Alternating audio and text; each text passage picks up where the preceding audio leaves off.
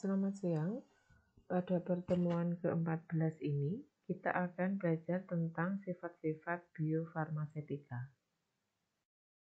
Biofarmasetika dan bioavailabilitas. Biofarmasetika meliputi studi pengaruh in vitro sifat fisiko-kimia obat dan produk obat terhadap pelepasan obat ke dalam tubuh di bawah kondisi normal maupun patologi. Perhatian utama dalam biofarmasetika adalah bioavailabilitas. Bioavailabilitas ini merupakan ukuran laju dan jumlah obat aktif yang tersedia pada tempat kerjanya. Hal-hal yang dipertimbangkan dalam studi biofarmasetika, yang pertama adalah sifat fisika dan kimia substansi obat atau zat aktif obat. Ini misalnya pH dari zat aktifnya, kemudian stabilitas dari zat aktif, viskositas, ya, dan lain-lain. Ya. Kemudian yang kedua adalah rute pemberian obat, termasuk sifat anatomik dan fisiologi dari tempat pemberian. Misalnya di sini untuk anatomi dan fisiologi untuk oral ini berbeda dengan topikal, berbeda juga dengan injeksi, implan, transdermal, intramuskular, ya. Ini akan berbeda sehingga sifat anatomi dan fisiologi dari tempat di mana obat itu nanti akan diaplikasikan ini juga harus dipertimbangkan. Kemudian yang ketiga, efek farmakodinamik yang diinginkan atau aktivitas cepat atau jangka panjang. Jadi obat ini akan dibuat sistem sustain release ataukah konvensional. Nah, ini juga harus dipertimbangkan. Kemudian yang keempat adalah sifat toksikologi obat. Apakah zat aktif obat yang akan dibuat dalam bentuk sediaan obat ini memberikan efek toksik atau tidak. Kemudian yang kelima adalah keamanan bahan penambah. Selain sifat fisika kimia, kemudian efek farmakologi yang diinginkan tadi ya dari zat aktifnya, kita juga harus memastikan bahwa setiap komponen bahan tambahan yang nantinya akan kita tambahkan pada sediaan tersebut ini benar-benar aman, ya, iner atau netral, tidak bereaksi dengan zat aktif yang akan kita gunakan dan juga tidak berinteraksi dengan bahan tambahan yang lain. Jadi dipastikan bahwa bahan tambahan itu juga aman. Kemudian yang keenam adalah pengaruh bahan penambah dan bentuk sediaan terhadap pelepasan obat. Jadi maksudnya di sini adalah penentuan jenis bahan tambahan yang akan digunakan untuk membuat suatu sediaan obat. Ini juga harus diperhatikan apakah bahan tambahan yang akan digunakan ini akan membantu pelepasan obat atau mempermudah pelepasan obat ataukah malah menghambat. Sehingga sifat dari bahan tambahan ini terhadap zat aktifnya nanti juga harus diperhatikan supaya pelepasan obat atau pelepasan zat aktif ini tidak terhambat oleh adanya suatu bahan tambahan tertentu. Fase biofarmasetik ini dimulai saat pemberian obat hingga terjadinya penyerapan atau absorpsi. Tahapan fase biofarmasetik ini tergantung pada cara pemberian dan bentuk sediaan obat. Yang berperan ini adalah dalam proses predisposisi obat. Predisposisi obat ini menentukan nasib obat di dalam tubuh secara in vivo. Predisposisi obat meliputi liberasi atau pelepasan, kemudian disolusi atau pelarutan, dan absorpsi atau penyerapan. Fase biofarmasetik nasib obat in vivo dalam sistem LDA. LDA merupakan kepanjangan dari liberasi, disolusi, dan absorpsi. Yang pertama akan kita lihat adalah liberasi atau pelepasan. Di sini terdapat tahap pemecahan dan juga tahap peluruhan dari suatu zat aktif yang ada di dalam suatu sediaan obat. Jadi di dalam sediaan obat itu mengandung zat aktif plus pembawa dan juga bahan tambahan, di mana zat aktif tersebut akan mengalami pelepasan obat dari bentuk sediaannya untuk terpecah menjadi dispersi padatan zat aktif. Ya, pada proses tersebut disebut liberasi atau pelepasan. Selanjutnya, tahap berikutnya yaitu dari dispersi padatan suatu zat aktif, ini terjadi dispersi molekuler zat aktif. Maka ini dikatakan zat aktif tersebut mengalami proses pelarutan atau disolusi. Selanjutnya, dispersi molekuler zat aktif ini masuk ke dalam pembuluh darah, ke dalam sistem saluran sistemik ya. Ini merupakan fase absorpsi atau penyerapan. Jadi di mana zat aktif itu mulai masuk ke dalam pembuluh darah, maka di situ ada proses penyerapan suatu obat atau suatu zat aktif. Setelah melalui fase liberasi, selanjutnya adalah tahapan atau fase disolusi, yaitu pelarutan. Ini merupakan suatu proses di mana suatu bahan kimia atau suatu bahan obat menjadi terlarut dalam suatu pelarut atau proses melarutnya suatu solid, ya, suatu padatan. Bentuk sediaan padat ini akan terdispersi di dalam cairan setelah dikonsumsi, kemudian akan terlepas dari sediaannya dan mengalami disolusi atau pelarutan di dalam media biologis, diikuti dengan absorpsi zat aktif ke dalam sirkulasi sistemik dan menunjukkan respon klinis. Disolusi dan solubilitas. Ini merupakan dua hal yang berbeda. Yang pertama, untuk disolusi atau pelarutan merupakan proses terlarutnya substansi obat padat atau solut di dalam pelarut atau solvent, di mana untuk disolusi ini bersifat dinamis. Sedangkan kelarutan itu adalah massa, yaitu solut, yang larut dalam sejumlah tertentu massa atau volume solvent pada suhu tertentu. Misalnya, 1 gram NaCl larut dalam 2,786 ml air pada suhu 25 derajat Celcius, di mana kelarutan ini memiliki sifat statis. Faktor-faktor yang mempengaruhi disolusi obat dari sediaan oral padat. Sediaan oral padat ini contohnya adalah tablet dan juga kapsul. Faktor yang pertama adalah sifat fisikokimia substansi obat aktif. Sini maksudnya adalah sifat kimia fisika dari zat aktif obat yang nantinya akan dibuat sediaan padat.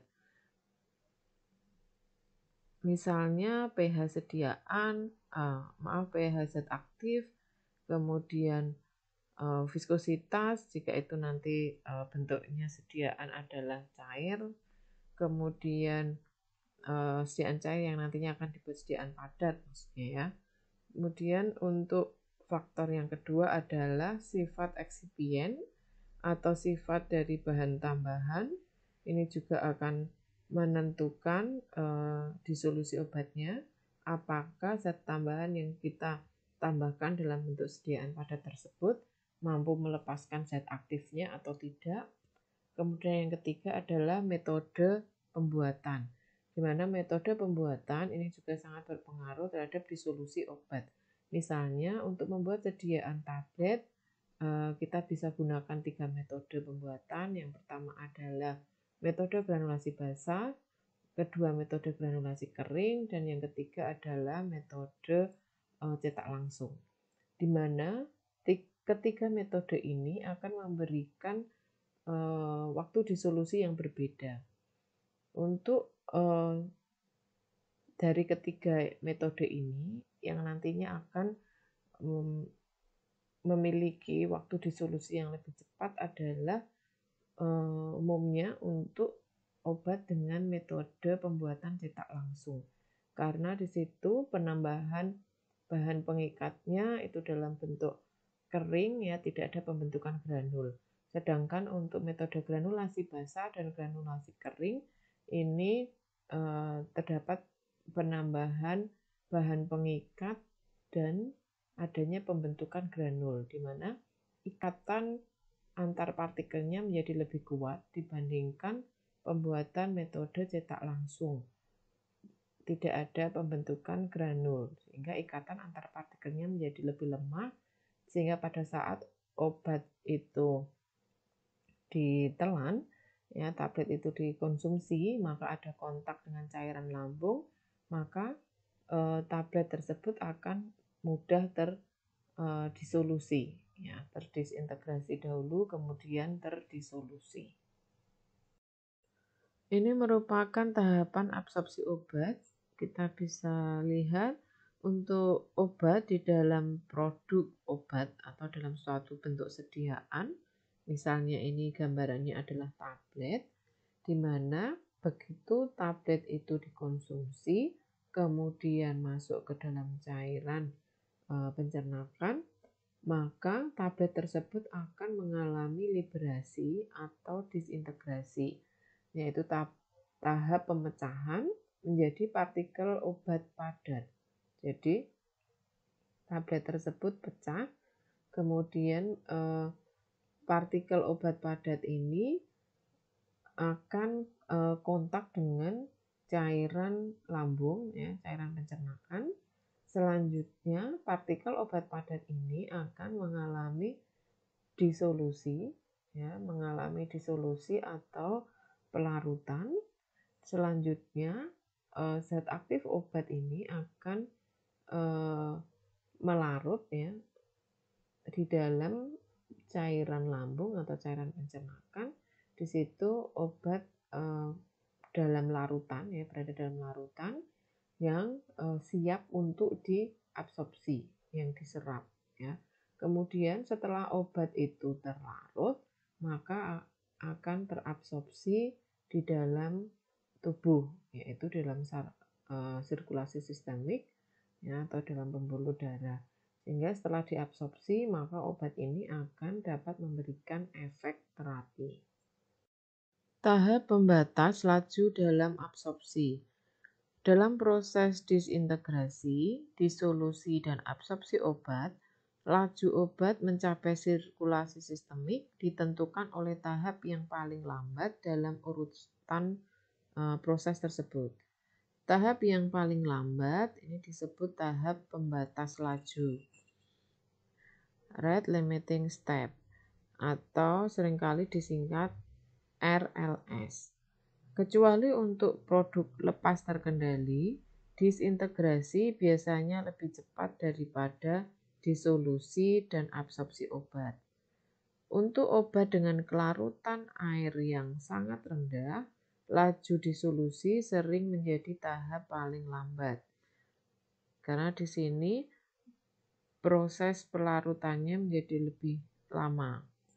Kemudian untuk obat dengan kelarutan air yang tinggi, laju disolusinya cepat dan laju obat melintasi atau mempermeasi membran sel menjadi tahap yang paling lambat.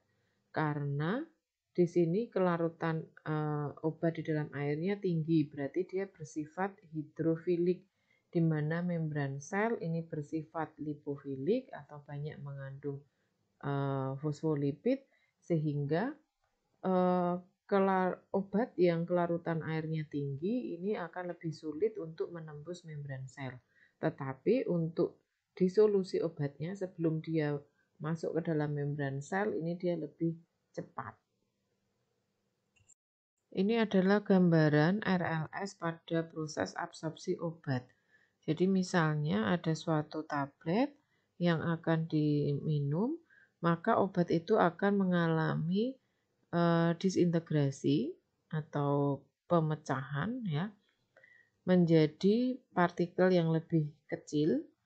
Nah, di mana pada saat terjadinya disintegrasi, obat ini pada bagian permukaan dari tablet ini juga akan mengalami peristiwa pelarutan, di mana setiap partikel obat yang berada pada permukaan tablet yang kontak dengan cairan lambung, maka dia akan mengalami proses pelarutan.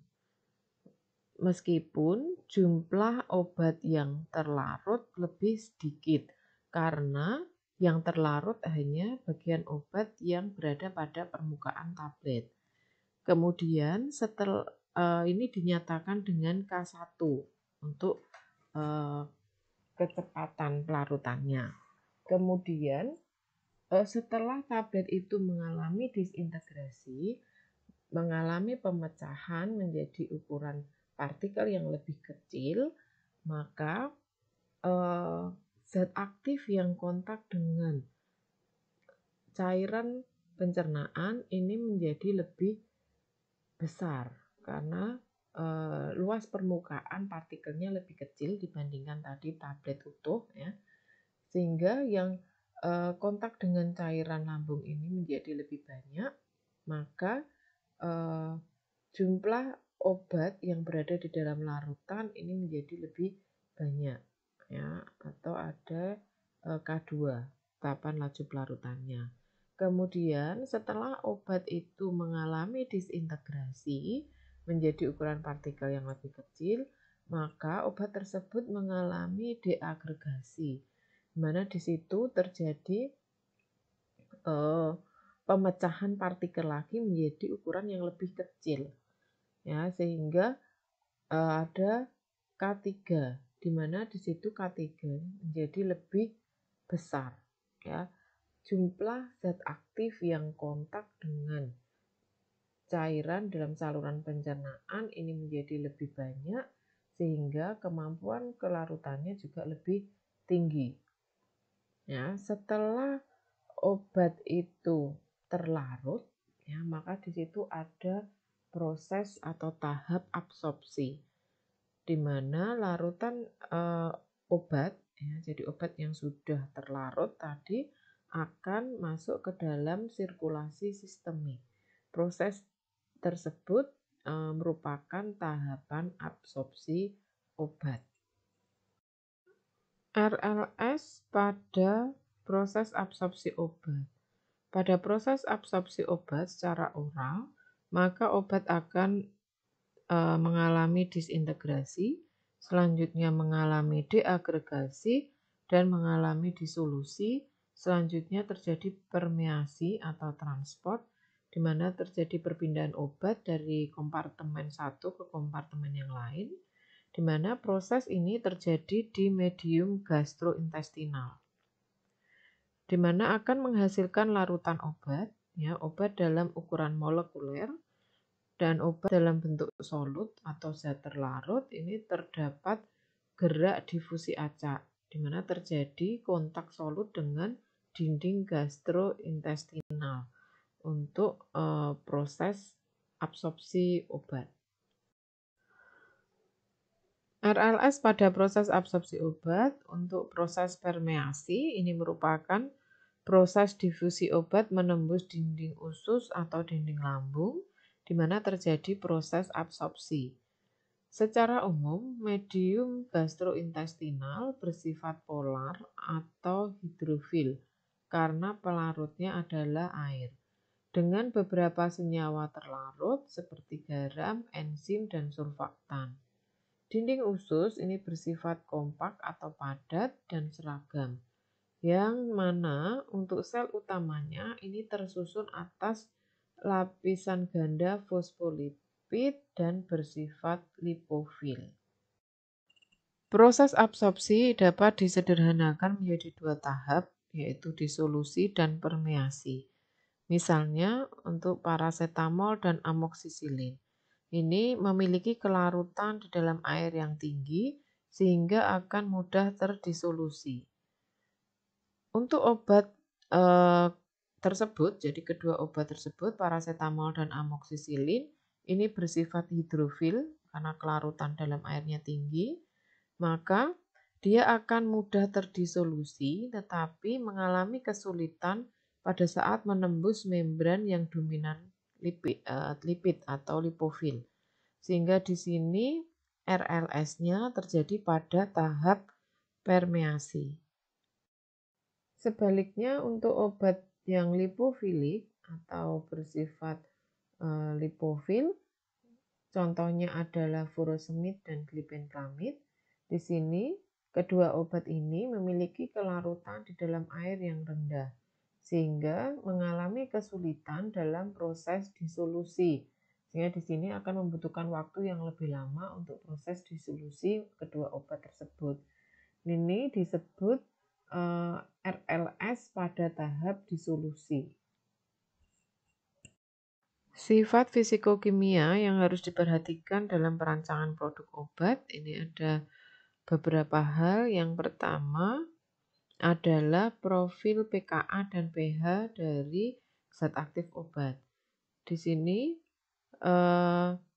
perlu diperhatikan karena akan berhubungan dengan kestabilan dan kelarutan optimum produk akhir. Jadi produk obatnya nanti apakah stabil dan mudah larut atau tidak begitu obat itu dikonsumsi, ya. Kemudian yang kedua adalah ukuran partikel, di mana ukuran partikel ini dapat mempengaruhi kelarutan obat sehingga dapat mempengaruhi laju disolusi produk. Yang berikutnya adalah polimorfisme. Di sini kemampuan obat untuk berada dalam berbagai bentuk kristal ini dapat mengubah kelarutan obat. Demikian juga kestabilan dari masing-masing bentuk bentuk kristalnya ini juga penting karena polimorfisme dapat berubah dari bentuk yang satu ke bentuk yang lain. Ya, ini akan mempengaruhi kelarutan obatnya. Kemudian higroskopisitas. Ini absorpsi kelembapan ini dapat mempengaruhi struktur fisik dan kestabilan produk. Sehingga untuk bahan-bahan yang higroskopis ini harus diperhatikan apakah nantinya akan dapat menyerap air di udara dalam jumlah yang besar atau tidak. Jika iya, maka harus ditambahkan suatu bahan yang mampu menyerap atau membantu untuk menyerap kadar air tersebut. Kemudian koefisien partisi. Ini dapat memberikan petunjuk afinitas relatif obat terhadap minyak dan air. Obat yang memiliki afinitas yang tinggi terhadap minyak akan mengalami pelepasan yang kurang dan disolusi dari produk obat menjadi lebih lambat. Kemudian sifat fisikokimia yang berikutnya adalah interaksi eksipien atau bahan tambahan. Kecocokan eksipien dengan obat atau zat aktif dan unsur-unsur yang dalam jumlah kecil di dalam eksipien ini dapat mempengaruhi kestabilan produk. Sehingga penting untuk mengetahui spesifikasi semua bahan baku sehingga bisa tepat dalam menentukan komponen bahan tambahan yang akan digunakan dalam membuat suatu bentuk sediaan obat. Selanjutnya adalah profil kestabilan pH. Kestabilan larutan sering dipengaruhi oleh pH pembawa. Lebih dari itu, karena pH di dalam lambung dan usus berbeda, maka pengetahuan tentang profil kestabilan dapat membantu menghindari atau mencegah degradasi atau kerusakan dari produk selama penyimpanan dan setelah pemberian obat. Koefisien partisi atau distribusi dari suatu obat merupakan suatu ukuran relatif dari kecenderungan senyawa untuk berbagi antara solven hidrofil dan lipofil, dan ini dapat mengindikasikan sifat hidrofilik atau lipofilik material tersebut. Lipofilisitas ini penting dalam biofarmasetik karena sifat tersebut berefek terhadap partisi pada membran biologis dan karenanya dapat mempengaruhi permeabilitas melalui membran, yaitu berikatan atau berdistribusi pada jaringan in vivo. Penjelasan lebih lanjut tentang koefisien partisi.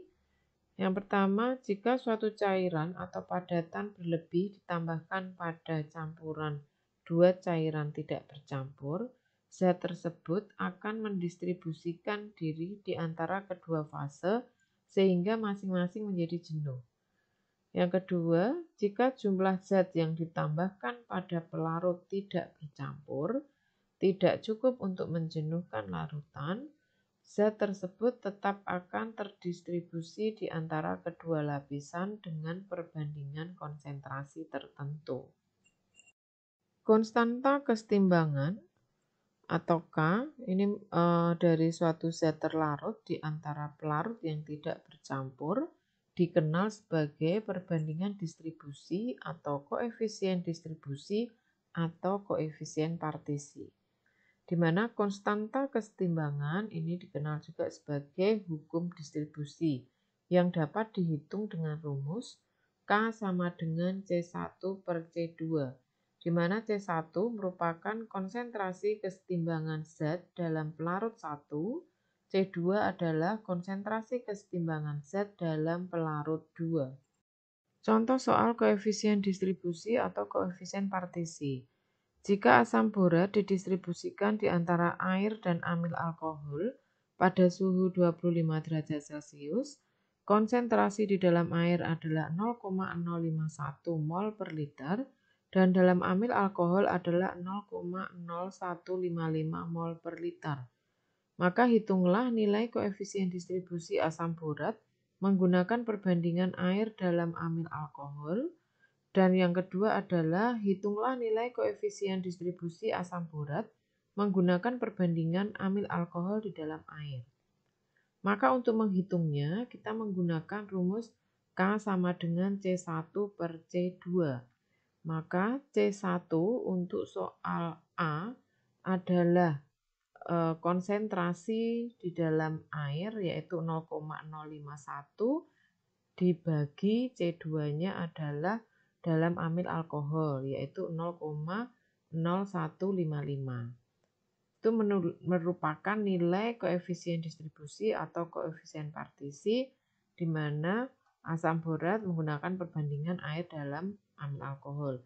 Selanjutnya yang kedua atau yang poin B, maka dihitungnya adalah K sama dengan C1-nya adalah konsentrasi dalam amil alkohol, dibagi C2 adalah konsentrasi di dalam air. Maka K sama dengan 0,0155 per 0,051. Itu adalah nilai koefisien distribusi atau koefisien partisinya. Setelah kita belajar tentang proses atau fase biofarmasetik dari liberasi, disolusi hingga absorpsi. Kemudian kita juga sudah belajar tentang faktor fisikokimia dari obat ya, dan juga bahan obat yang akan mempengaruhi absorpsi obat. Kita selanjutnya akan belajar tentang sistem klasifikasi biofarmasetika, di mana sistem klasifikasi ini terbagi menjadi 4, yaitu kelas 1, obat melarut secara cepat dan diabsorpsi dengan baik. Masalah bioavailabilitasnya ini tidak diharapkan untuk produk obat dengan pelepasan segera. Kemudian untuk kelas 2, obat dengan kelarutan terbatas dan diabsorpsi dengan baik. Di mana di sini bioavailabilitasnya dikendalikan oleh sediaan dan laju pelepasan bahan obat. Kemudian kelas ketiga, obat dengan penembusan terbatas, di mana bioavailabilitas dapat tidak sempurna jika obat tidak dilepas dan melarut dalam rentang absorpsi. Kelas yang keempat adalah kesulitan dalam memformulasi produk obat yang akan melepaskan bioavailabilitas secara konsisten dan mungkin diperlukan suatu rute pemakaian pengganti. Penggolongan obat berdasarkan RLS, di mana di sini BCS membagi obat dalam 4 kelas, yaitu kelas 1, kelarutannya tinggi, permeabilitas tinggi, kelas 2, kelarutannya rendah, permeabilitas tinggi, kelas 3, kelarutan tinggi, permeabilitasnya rendah, kelas 4, kelarutannya rendah, permeabilitasnya rendah. Klasifikasi sistem biofarmasetika pada kelas 1 sampai dengan kelas 4 ini bisa menggambarkan adanya korelasi pada in vivo dan in vitro. Untuk kelas 1, ini kelarutannya tinggi dan permeabilitasnya baik, maka korelasi pada in vivo dan in vitro jika laju disolusinya adalah lebih rendah daripada laju pengendapan pada lambung. Maka jika tidak, maka hal tersebut terbatas atau tidak ada korelasi. Sehingga ada korelasi hasil pengujian in vivo dan in vitro ini jika laju disolusinya, laju pelarutannya lebih rendah daripada laju pengendapan dari obat tersebut pada lambung. Kemudian untuk yang kelas 2, yaitu kelarutannya rendah tapi permeabilitasnya baik atau tinggi, maka korelasi pada in vivo dan in vitro diharapkan terjadi apabila secara in vitro laju disolusinya serupa dengan laju disolusi pada in vivo, kecuali jika pada dosis yang sangat tinggi. Maka di sini untuk hasil pengujian in vivo dan in vitro terdapat korelasi yang baik ya untuk yang kelas 2. Selanjutnya untuk yang kelas 3 dengan kelarutan yang tinggi dan permeabilitas yang rendah atau buruk, maka korelasi pada in vivo dan in vitronya penyerapan atau permeabilitas ini merupakan laju yang menentukan dan terbatas atau tidaknya korelasi pada in vivo dan in vitro dengan laju disolusi. Nah, di sini kelarutannya tinggi, maka obat itu akan cepat melarut, tetapi permeabilitasnya buruk. Bisa jadi karena tadi sifat dari zat aktifnya adalah bersifat hidrofilik, sedangkan membran selnya adalah lipofilik, sehingga di situ permeabilitasnya menjadi buruk. Ya, di sini untuk penyerapannya merupakan faktor yang menentukan adanya korelasi in vivo dan in vitro. Selanjutnya untuk kelas keempat, yaitu kelarutannya rendah dan permeabilitasnya buruk atau rendah juga, maka korelasi pada in vivo dan in vitronya terbatas atau tidak adanya korelasi pada in vivo dan in vitro yang diharapkan. Sehingga karena disolusinya rendah, kelarutannya rendah, permeabilitasnya juga rendah. Jadi kemampuan menembus membran selnya juga rendah untuk obat tersebut. Sehingga tadi bisa disarankan untuk membuat bentuk sediaan obat yang lain. Jadi tidak dibuat bentuk sediaan oral karena kelarutan dan permeabilitasnya rendah. Demikian untuk materi P14, sifat-sifat biofarmasetika. Jika ada yang kurang dipahami, teman-teman bisa tanyakan melalui kolom komentar pada GCR dan kita diskusikan secara bersama-sama. Terima kasih.